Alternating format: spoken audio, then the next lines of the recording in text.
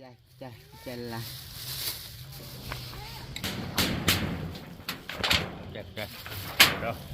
เข้าใจ เอาเนาะพี่น้องอัปเดตกระท่อมอ้ายแก้วอีกตามเคยเนาะซึ่งในที่สุดกาแล้วไปที่เรียบร้อยนะพี่น้องเนาะป้าโทเนาะซึ่งสร้างประเทศก็ถือว่าไว้ทันใจเอลีอารอนะพี่น้องไว้ทันใจเอลีอารอเนาะก็คือบ่ายสามเนาะพี่น้องคนแล้วบ่ายสามจงเลยตอนที่ประพรถ่ายทำในขณะนี้เนาะเดี๋ยวพาแวะเบิ่งจักเล็กจักหน่อยก่อนป้าโตพาเพิ่นกันยังจะมาใช้อีกช้อนช่องเนาะเพื่อให้มันบ่บวบเนาะพี่น้องเนี่ยถือว่ากว้างขวางดีพี่น้องเอ้ยฮะเพิ่นจุงทางออก1ป่องแล้วก็2ป่องเนาะให้ลมอากาศเข้าดีแหละแล้วก็ตรงนั้นก็เข้าอยู่ลมอากาศกว้างขวางดีนะพี่น้องนี่นอนได้สบายเลยบัดนี้ฝนตกก็อาจจะบ่ย่านพุ่นเลยเนาะพี่น้องบ่ย่านหรอกแน่นหนาอยู่เนาะบัดนี้บ่พรก็สิทำการไปจ่ายเงินค่ากระต๊อบเนาะพี่น้องเนาะก็คือว่าพรจ้างเพิ่น500,000กีบซึ่งเมื่อวานนี่เพิ่นเบิกไป300,000ยังเหลือ200,000นะพี่น้องเนาะยังเหลือ200,000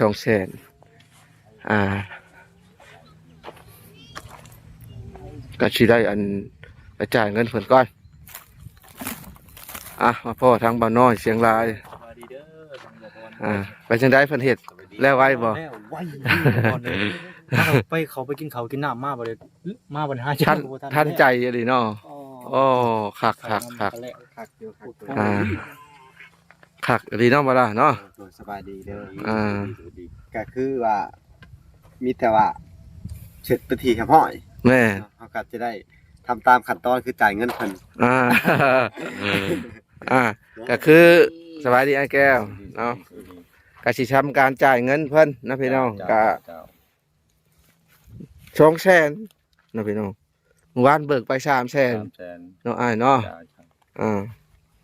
ก็ขอบใจหลายๆเด้อ ขอบคุณหลายๆ ขอบคุณหลายๆ ท่านผู้ชมที่ได้ติดตามกันมาขอบคุณหลายๆเด้อให้ร่ำรวยถึกหวยถึกเวอร์ข้าพเจ้าก็ขอคำอวยพรให้มี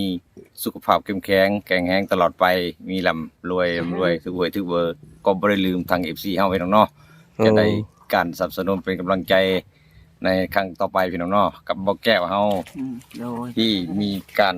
จบสิ้นพระนาทีของอีตาสร้างว่าซั่นพี่น้องการมาประกอบตัวในบ่แก้วเฮา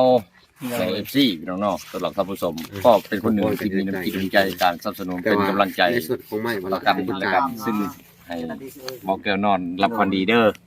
เบื้องละ2กว้างบ่กว้างเบื้อง3ใส่ผู้สาวเหลือเอาเมียมานอนโลดถ้ามันหักกันอีตาสร้างครับ โอเค กันได้ แล้วพี่น้องก็คือ เจ้า ก็คือเพิ่นทีแรกว่าพรจ้างเพิ่น500,000เนาะกับเพิ่นเบิกไปเมื่อวานที่300,000 จ้า และอันนี้ประพรก็จะให้ค่าน้ำใจเพิ่นที่เพิ่นเฮ็ดว่องไวทันใจ โอ้ ถือว่าตอนแรกประพรก็กังวลเรื่องนี้แหละว่าสิหาผู้ใดได้เฮ็ดก็เลยเพิ่นมาช่วยก็ให้ค่าน้ำใจเพิ่น100,000ว่า100,000กี่ ขอบใจหลายๆเด้อ ขอบใจคือกัน รวย เลย ในการในส่วนของไม้เนาะ ส่วนของใหม่เนาะบัดนี้ แล้วก็ทางบ่อหลาก็สิ อ๋อ จ่ายให้เพิ่น ๆจ้า จำนวน300,000เนาะ โดยไม่6โตแม่นบ่อ้ายเฮ็ดบ่ เจ็ด 1 2 3 3,500บ่ล่ะ 3,500 ยัง3เส้นหางค่าไม่ข้าพเจ้าสิได้ครับจากเวลาเนาะ โดยได้หับเจ้าบ่ละบัดนี้เนาะ การประเมินเรื่องไม่สำหรับเพิ่น ขอบใจหลายๆเด้ออ้ายเด้อ จ้า เพราะว่า ขอบใจ ได้ชำนี้ก็ถือว่าเต็มที่ บ่อห แล้ ลาว ก็สิได้จ่ายเงินให้ คือ ครบมื้อหนึงเนาะพี่น้องเพิ่น อี เฮ็ด ตาสร้างก็ขอคุณหลายๆจะเป็นการสนับสนุนให้ทันทวงเวลาเนาะกับพระนาทีของ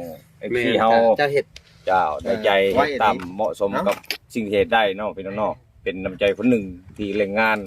เพราะว่าวันนี้เนาะคันว่า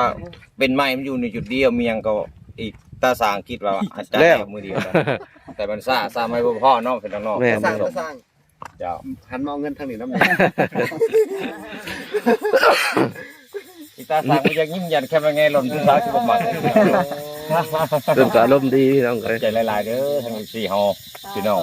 ถ้าผู้ใดอยากรู้จักอีตาโคศกคนเก่าจอเดิมพี่น้องเนาะทั้ง4เฮาก็ติดตามกันไปเจ้ากันมาก็ดีอกดีใจนำหลายๆเด้อคนเฮาถ้าว่าอยู่ใกล้ชิดกันอาจจะเข้าใจซึ่งกันและกันในความคิดและการนำใช้หรือจิตใจส่วนบุคคลพี่น้องเนาะใน FC ของพวกเฮาในการสามัคคีอยู่ใน ทีมงานของเราพี่น้อง ได้เป็นหนึ่ง จ้า ในส่วนของเงินนั่นทางบลาเนาะ จ้าจ้า ก็จะเป็นเงินทางเมดอกแก้วเนาะ จ้า เมดอกแก้ว แก้วจำปาอยู่ทางเมืองนอกคือเก่าพี่น้องเลย จ้าจ้า ก็ยังเหลืออยู่อันบางหันเนาะเขาจ่ายไป เหมือนคนยืนเด้อถูกบอกตัวอะไรบางคนนำมาแก้วติดต่อให้สาวๆเด้อมาแก้วเอ้ยทางร้านอยากให้คู่ฮักคือกันนะเด้อ เราสิไปแล้ว ขอบ โอ คุณ เค หลายๆ ได้ เด้อ ด้วย โช ด้ว ค ย ดีอ้ายโชคดีเอาให้เพิ่นสิมื้อแล้วบัดนี้เนาะ เรียกก่อน เดี๋ยวมื้อหน้ามื้อไหนติดต่อใหม่เด้อไอ้เด้อ ดีเจ้า โอเคโอเคโอเค แก่หลาย ทางผมเมื่อ มั่นใจเด้อแก้วเอ้ยเป็นจังไดก็เฮา ยังบ่คำซ้ำบ่พอเลย แม่นบ่ายสามเพิ่นแล้วบ่ายสามตรง ยังบ่ได้คำซ้ำแล้วเลย โอเค ไปแล้วไว้ทันใจสร้าง200ไปทางเลยบ่แม่นสร้าง100 200เกินกว่า100แล้วไว้ทันใจอีกแล้วเด้อ ว่าร้ายเนี่ยก็ต้องขอตรวจขอภัยนั่นเด้อ แซฟเป็นสิคือแซฟกันพี่น้องทำดีที่สุดแล้ว เอาเมื่อกันเด้อ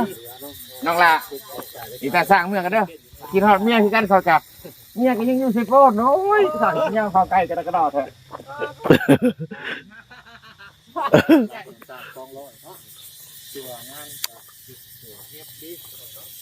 เอาเดี๋ยวพาเบิ่งด้านในก่อนเนาะพี่น้องก็คือยังเรืออีกพาหนึ่งก็จะให้ทางอ้ายแก้วเอามาแปะให้เองเนาะแปะให้ตัวนี้ แล้วก็จะให้เพิ่นทำความสะอาดบ่ฮู้ว่าเพิ่นมีหรือบ่เนาะคือยังพลอย คือเห็นเพิ่นไปฮักอัดผลไม้มาวิแวบอยู่นี่สงสัยเพิ่นยังบ่ทันมีบ่จักก็สิพับอีกให้มันแน่น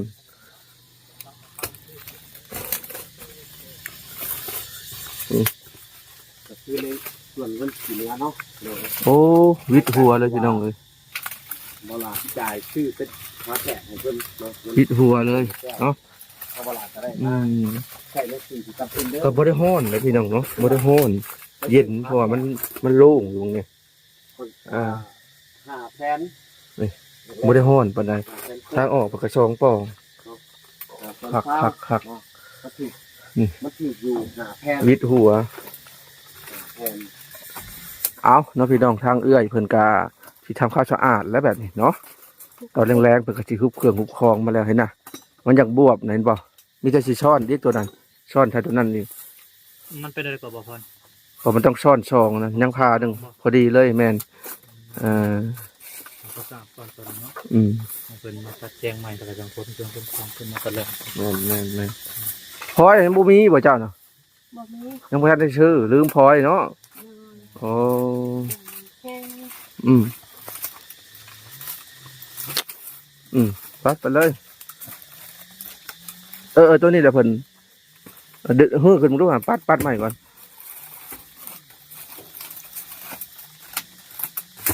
เพราะว่าคือทางเฮาบ่ได้ตอกอย่างเด้อพี่น้องเพราะว่าในอนาคตอาจจะมั่งอะนะ มันฮือง่ายเนาะบ่พร ฮื้อง่าย ก็เลยแบบว่า ใส่ก็พอได้อยู่ซำนี้ แม่นเฮาก็บ่ต้องจะไปต้องตอกมันดับเฮาฮือง่าย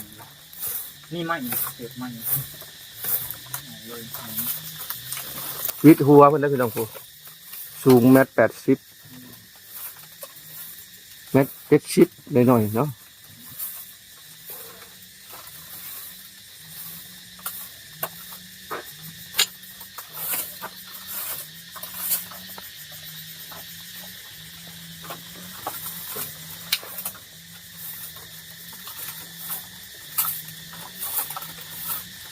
จะเป็นอะไรเงินโอ้ยก็ซื้อก็เลย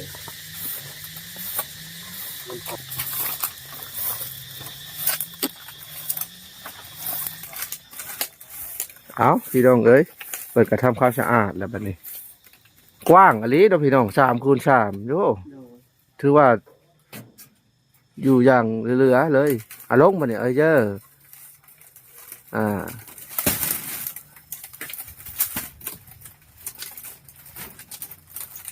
ก็คือบริจอกเนาะพี่น้องเพราะว่ามันลื่นง่ายนะเวลาเพิ่นก็มีชาติมียังปูเพิ่มอีกดอกพี่น้องเอ้ยมีชาติมีเสื้อนอนเพิ่มอีก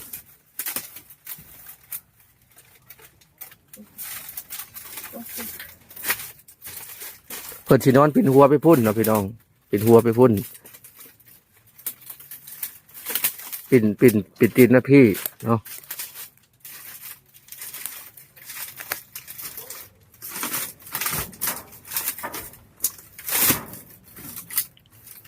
ชุดไปแก้วชุดประจำเลย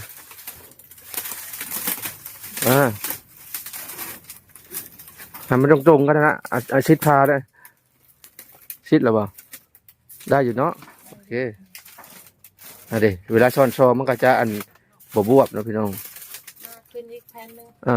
แค่หนึ่งที่ใช่นี่หรือว่า ดูใส่ หรือว่าใช่นี่ ก็ได้ เบิ่งเพราะว่าต้องใส่บอลที่มันเที่ยวลงตลอดทั้งนี้ถ้ามันจะมาเที่ยวลง ข้างนี้ด้วยเอาไว้เครื่อง เอาไว้เครื่องคองมันบอกเนาะเอาไว้เครื่องคองเขาก็บ่ได้ค่อยเข้าเหยียบ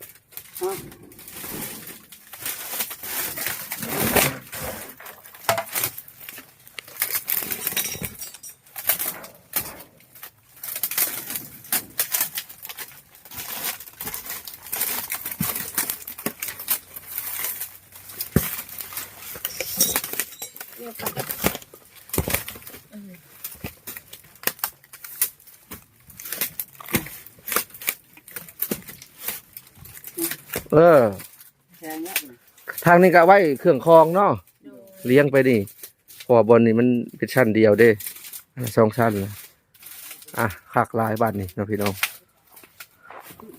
จะเอาเขา เอาเนาะ สบายดี สบายดีอีกครั้งอีกแล้วเนาะกาเป็นให้ได้อ้ายแก้ว แล้วคัก โดยดีใจแล้วจะได้นอนแล้ววันนี้ฝนบ่ตกนั่นแหละโดย โต๊ะกระบอกเปียก ฝนตกกับบ่เปียกนั่นแหละ สังกะสีพอดีเบิดบ่ เรือสองแผ่น โอ้ จนสิเกือบเปิดเลยเนาะ เรือสอง เรือสองแผ่นเนาะ โดยเห็นถ้าบ่ปิดข้างๆก็สิเป็นสิเรือสี่ อันน่ะสังกะสีทั้งเบิดจักแผ่นนะ 18 โอ้ มันนี่ใส่ข้างละ7ทั้งหมดในทางต่อทางอันนั้นพอดี14 274 โดย เนาะกะพอดีทั้งว่าแซนชื่อมากะพอดีเฮ็ดกระท่อม โดย เพิ่นก็เดาถูกอีหลีนำอย่างเรือน่ะดีครับบ่พอแล้วบ่ดีปานใดเนาะ โดย เรือก็ยังสิเฮ็ดหลายอย่างอยู่เฮ็ดบ่ ถ้า อน ปิดอีกหมดอันนั้นก็พอดีแล้วเลิกบ่ได้ปิดหน้าข้างๆนี่ อ่า ปล่อยลมเข้าแน่ โดย บางทีก็เอาไว้ข้าง โดย ดังเผาดังไผก็ได้ โดย เนาะเนาะพี่น้องก็สิได้นอนเฮือนตัวเองแล้วบาด โด นี้ ย เตียงก็มีนั่งนี่เนาะ โดย เตียงช่างว่าแซนเพิ่นว่าเสียมาให้อีกเนาะ โดยสิบามาให้อีกอันหนึง ก็พอดีนอนเย็นๆเนาะ โดย เนาะพี่น้องก็เพิ่นก็เช้าเมื่อยก่อน โดย จัก1 ชั่วโมงถ้า1 ชั่วโมงผ่านไปเพิ่นก็สิได้อันขนเครื่องขนของจากบ้านน้องอเบยมาอยู่พี่แหละ โดย เนาะ โดย ดีใจนํเด้ออ้ายเด้อ โดย อ๋อข่อยก็ดีใจนํที่แบบว่าเป็นรูปเป็นร่างเลยเด้พอได้เช้าเลยเด้ คิด ครับ ว่าสิบ่ได้อยู่แล้ว อันน่ะได้อยู่ปีหนึ่งคิดว่า โดย กระท่อมแบบนี้เนาะ โดย โอ้ยอยากเล่นขวาเบยนานหมดละ เพิ่นไปยืมพลอยเนาะ โดย เพิ่นไปยืมพลอย เพราะว่าพลอยนะลืมชื่อตรงพลอยเนาะ โดย เดี๋ยวจะน่อยไปชื่อก็ได้นะพี่น้องพลอยปัดแต่บอดเห็ดกินกะอยู่ใช้อายบัดนี้ เฮ็ดกินแถวนี้แล้ว เห็ดแถวนี้เนาะ โดย เครื่องปรุงกะยุกเข้ายังออกบ้านเที่ยงเนาะ โดย เฮ็ดกินนั่นนี่แหละ มีครบบ่ได้เด้เนาะพี่น้องข้าวสารจักกระสอบก็อ้าย มีทุ่งน้อยแน่สอบใหญ่นั่นก็เพิ่งกินแล้วว่าเพิ่งกินเมื่อเช้าเมื่อวานนี้โดย เขาสิบ่เบิดดอก อืม โดย อืม เครื่องใส่นี่มีครบและเหลือแต่ทางน้ำทางดำนั่นแหละเหลย อ๋ออืม เครื่องของในนี่พริกผายังมีครบแล้ว ครบแล้วเนาะ โดย เพิ่นไปเอาศาสตร์มาก่อนเนาะพี่น้อง ศาสตร์ประหมมีศาสตร์ก็มี2ปืน อ๋อ พรมมอนมีครบ ครบเนาะ โดย มอนจักหน่วย4หน่วยเนาะ ซุยของเก่าอีกก็สอง เลย เป็น6เอามาหมดของเก่าของใหม่โดย เจ้าก็บ่คิดบ่ฝันแล้วเนาะอ้ายว่าสิแบบ สิได้อยู่แบบนี้ อืม บ่ได้คิดอีหยังคิดอีหยังบ่ออก อืม คือตอนนั้น ถ้าแม่นบ่มีผู้ช่วยนี่ก็สิอยู่แบบนั้นแหละเนาะ โดยแต่สิไปใส่ก็บ่รอดก็อยู่แบบนั้นแหละ อืม อยู่ดินเขาของเขานะ อืม ก็อยู่นี่ก็เขาว่ามีของเงินเองก็แม่นเนาะ โดยสิได้อยู่ดีแน่โดย ดี อันถ้าบ่มีผู้ใหญ่ใจดีมาช่วยก็ คือสิบ่มีวันนี้เนาะ โดยก็ซำนี้ก็ดีแล้ว ขอบใจเด้อผู้ใหญ่ใจดีเด้อที่มาช่วยลูกหลาน ให้ได้อยู่ซำนี้ ให้อยู่ดีไม่แห้งอย่าเจ็บอย่าไข้ให้มีตลอดไปให้หังให้มีหายังก็ให้ได้สาธุ อืมเอาเนาะพี่น้องกาจังใดก็ต้องขอขอบพระคุณอ้ายใหญ่ใจดีอยู่ทางต่างประเทศแล้วพี่น้องที่เพิ่นส่งเงินมา 1,000 เหรียญเนาะเพื่อจะมาชื่อที่ดินให้อ้ายแก้วแล้วก็ทมดินให้อ้ายแก้วแล้วก็ทางเมตู้แน่สมทบชิปรถเนาะพี่น้องแล้วก็ FT ทุกๆท่านหรือว่าผู้ใหญ่ใจดีทุกๆคนนั่นแหละที่มีชวนร่วมช่วยเหลืออ้ายแก้วเนาะรวมถึงทุกๆช่องเนาะพี่น้องที่มาถ่ายทำเนาะขอบคุณทุกๆคนเนาะพี่น้องเนาะทางอ้ายแก้วก็ดีมุกดีใจ โดย โอ้ดีใจนั่นแหละช่องวันไปนอนน้องเพื่อนน้องอาเบย จะบ่เป็นหยัง ฮ้อนบ่ ก็ฮอน อืม แต่แมลงอันสินอนแถวๆนี่ก่อนดึกๆจังสิขึ้นไปนอน แม่น ก่อนนั้นมันเอาเด้พัดแดดสังสีนำเนาะ แม่น เนาะ คักแล้วเพื่อนเจ้าหาบ่ได้มือจำเพื่อนน้องเบยเพราะมีช่องข่าวลายอยู่เนาะ โดยก็บ่ได้ปิดหมดนะ อ่า อันถ้าปิดหมดในซ่องนี่บ่ มันก็สิมืดแน่ เย็นสบายแล้วบัดนี้โอ้ยมีแฮงเลยเนาะพี่น้องเนาะ โดย ซึ่งว่าพรก็เร่ง บ่ได้สุดบาฝนตกก็บ่ต้องไปขออาศัยบ้านเมืองนะ อืม โดย กะสิพระเขาอยู่เล็กน้อยเนาะอ้ายเนาะ โดย กะสิเปียกๆเล็กน้อยหั่นแหละก็บ่เป็นหยัง แต่บ่เปียกดอก กะสิมีการซึมนั่นแหละพานี่ก็บ่เป็นหยังเนาะเดี๋ยวก็แห้ง โดย อ่า ดีกว่าบ่มีนะดีกว่า แม่น แต่ก่อนนอนแบบเป็นผ้าอันนั้น อืม ผ้ายางผ้านั่นโดยดีอีก เอาก็ดีใจน้ำเนาะพี่น้องก็คือทาง โดย บ่าวพรแล้วก็ทีมงานก็พากันเร่งเนาะพี่น้องเนาะพากันเร่งคือบ่าวพรก็ยังบ่ได้กลับบ้าน6 มื้อเลยเนาะพี่น้องแต่พากันเร่งอันนี้นะบ่าวพรก็นี่แหละเร่งคือว่าเร่งเต็มที่เลยเนาะพี่น้องอันนี้นะ โดย ซอยกันเฮ็ดนั่นนี่บ่แม่นธรรมดาเพิ่นมีที่จ้างแล้วก็สบายแล้วบัดนี้ โดยบ่ได้ฝนตกก็บ่ต้องหลบบ่ต้องหนี อืม โดยสิได้อยู่เฮือนเอง แม่น โดยบ่ตะกี้ก็อยู่พุ่นเนาะยามฝนตกโอ้ยลมก็พอลมมาไปจนหมด เฮือนสาหันเนาะโดยดีใจแฮง โดย โดย เอาเนาะพี่น้องหลังจากกระท่อมทางไอ้ายแก้วแล้วเนาะก็คือตามที่บ่าวพรมาในหลายๆคลิปนั่นแหละก็คือบ่าวพรจะไปซื้อไฟโซลาร์เซลล์ให้เพิ่นเนาะพี่น้องเนาะไฟโซลาร์เซลล์จาก2 ดอกมาให้เพิ่น โดย ตอนนี้ก็เป็นเวลาบ่าย3กว่าๆเนาะก็อาจจะบ่ได้ใช้อาจจะใช้เล็กน้อยกับมื้ออื่นพุ่นแหละตากแดด โดย แต่เช้าจนค่ำก็น่าจะได้ใช้เนาะพี่น้องถึงจะไปซื้อนะอยู่จุดชุมนี่นะพี่น้องอาจจะไปซื้อ2 ดอกท่านที่หนึ่งก็คือเป็นแม่สมใจเนาะก็คือที่จริงชื่อเพิ่นน่ะมีชื่ออยู่หรอกแต่ว่าพรอ่านแต่ชื่อท้ายนะพี่น้องน่าจะเป็นนามสกุลเพิ่นบ่เนาะ500 บาทแล้วก็อีกท่านหนึงเพิ่นบอกประชงน้ำนี่แหละบ่พรก็บ่ฮู้ชื่อเพิ่น 2,000 บาทก็เป็นเงินกีบก็ไล่เบิ่งเนาะพี่น้องเพราะว่าเท่าใดล้านกว่าๆนี่แหละเนาะก็สิได้ซื้อไฟโซลาร์เซลล์ให้เพิ่นเนาะพี่น้องเอาละอ้ายสำหรับคลิปนี้ขอตัวจบคลิปก่อนเด้อ โดย เดี๋ยวค่อยไปซื้อไฟโซลาร์เซลล์แล้วสิมามอบให้อีกทีเด้อ โดย ไปก่อนมานี่สบายดีเอาเนาะพี่น้องจบคลิปนี่ก็ไปซื้อไฟโซลาร์เซลล์ให้เพิ่นเลย ก็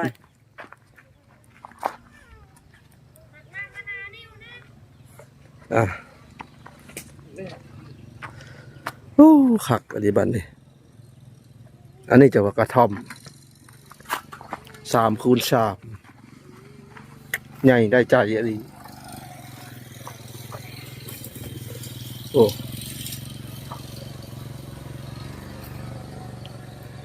เพิ่นการนอนปิ่นตีนปิ่นหัวไปพุ่นส่วนหลายอยู่ฝั่งลาวบางคนจะอันนิยมแบบว่า ปิ่นหัวไปทางตะเวนออก ปิ่นตีนไปทางตะเวนตกถ้าว่าคนตายแล้วสิปิ่นตีนไปทางตะเวนตกอย่างประมาณนี้ ประตู2 ทางเข้าทางนั้นทางนี้